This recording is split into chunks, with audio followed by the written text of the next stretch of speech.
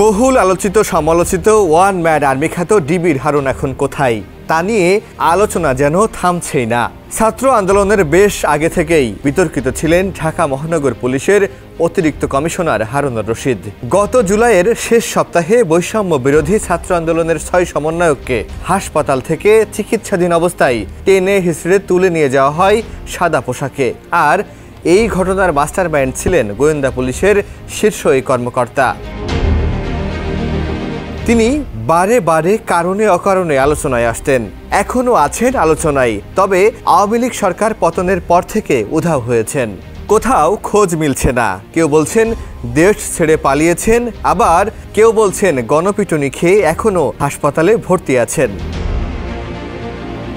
গত 30শে আগস্ট হারুনুর রশিদ আছে এমন সন্দেহে উত্তরের একটি বাসা ঘিরে রেখে সেনাবাহিনীকে খবর দেন স্থানীয়রা। গুঞ্জন ওঠা সেই খবরে সেদিন আসামি খুঁজে পায়নি সেনাবাহিনী।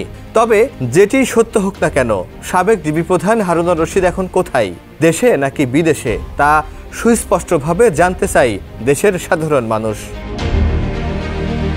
এদিকে পুলিশের একাধিক সূত্র বলছে হারুনুর রশিদ এখনো জীবিত এবং দেশেই অবস্থান করছেন। সরকার পতনের পর তিনি দেশ থেকে পালানোর চেষ্টা করেন, কিন্তু ব্যর্থ হয়ে দেশেই অবস্থান করছেন। তবে ধরাছোঁয়ার বাইরে থাকা সাবেক ডিবি প্রধান হারুনুর রশিদের নামে এরই মধ্যে 38টি মামলাও হয়েছে। জানা গেছে 5ই আগস্ট আওয়ামী লীগ সরকারের পতনের পর এখনও কাজে যোগদান করেননি বিভিন্ন পর্যায়ের প্রায় 800 পুলিশ সদস্য। ধারণা করা হচ্ছে আত্মগোপনে তারা।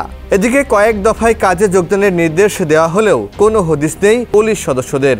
তারা কোথায় আছেন সে বিষয়েও কোনো তথ্য নেই পুলিশ সদর দপ্তরেও। এদিকে একটি সূত্র বলছে সাবেক ডিবি প্রধান হারুন সরকার পতনের পরপরই পুলিশ সদর দপ্তর থেকে সোজা চলে যান হযরত শাহজালাল বিমানবন্দরে। সেখান থেকে পালানোর চেষ্টাও করেন, কিন্তু সেই যাত্রায় ব্যর্থ হন তিনি।